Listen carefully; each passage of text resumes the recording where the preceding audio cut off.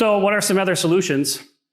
Well, using the one with no impedance as kind of a base, you can see that that drive, or those types of drives, are going to be creating anywhere from 85 to 115% total harmonic distortion.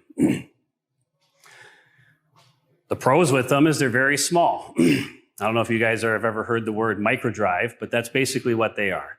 So they're drives that are very small. You typically see them on rooftop packages, integrated pump drive packages, integrated drive fan packages for fan walls. A lot of times they're built within a control cabinet. So they're very small, they're very cheap, and they're not always just cheap cost either. Sorry. And then the cons are always poor mitigation, or none to be exact, and much higher peak currents, as you saw. So our next one is the other one I compared with, and that's your input, your drive with 5% DC choke. It could be 3%, it could be a 3% reactor. It all depends on the brand and how that drive was actually manufactured. But there you can see it's anywhere from 35 to 45% harmonic distortion. What are the good things about that? Well, it's standard with most of the big drive companies. That's kind of their standard. It's got a significant harmonic reduction. They're very small compared to some of the other drives that are out there with the same harmonic reduction or larger. But that cost to the harmonic reduction ratio is significant when you do that first jump. Now, what are some cons about it? Well, it's not always enough. You'll see that a little bit later here, a project that we've worked on at Mulcahy is that I'll show you is that using that type of drive for the whole system is not enough to meet the demand that we were looking for. And then it's bigger than a micro drive because you have that mitigation in it. So it might not actually fit in some locations. If you're looking to, for example, upgrade a drive, you might find that the space you had was this, and now the upgrade is going to be considerably larger. The next one we have are multi-pulse drives. Most people know of the 18 pulse. It's been a go-to for significant harmonic reductions. It goes down to about 5%. And as I said, it significantly reduces it, but it's got some major flaws, and that is, it is huge. They are typically a refrigerator from the size of a Hot Point to a double-wide Viking. They have phase shifting transformers inside of them. So not only are they more expensive to build and to purchase, but your labor costs are going to go way up because they are so big and heavy to install.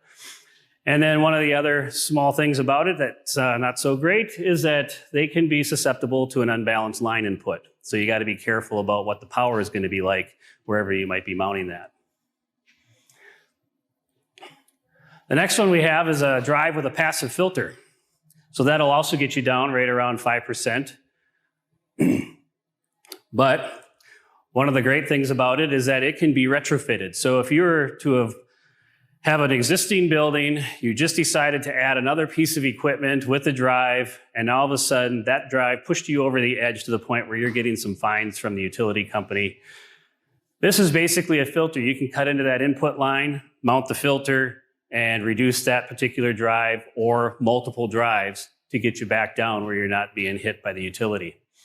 So it's very nice that way. But at the same time, it is an additional piece of equipment. You're going to need to find space to put that piece of equipment and the additional cost for the labor. And then in some cases, if you're not going to be running that motor at full speed, or if you're going to be running it, say, let's just say down at 20%, you could create some leading power factor on it, which could cause some other issues. Last one here is the active rectifier. This one's my personal favorite. It can actually bring you down to about 2.5–3% of total harmonic distortion. So it's a significant reduction again.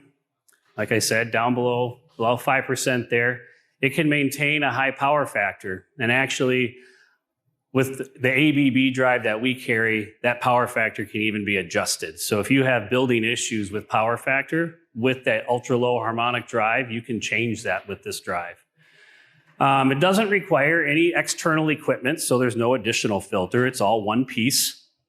It's high efficiency, and for the amount of harmonic reduction you're doing, it's generally pretty small. It's basically 2 VFDs, so a 20 horse drive will basically stick out another 8 inches or so, we'll say. The cons of it is it costs more money. In general, it's cheaper than an 18 pulse.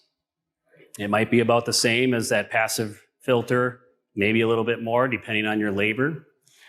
It can't be retrofitted because it is a whole drive in itself. It's not an additional part.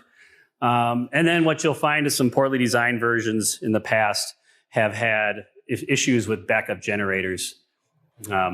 With the ULH drive, it actually has some higher end filters that are in there to keep that from happening.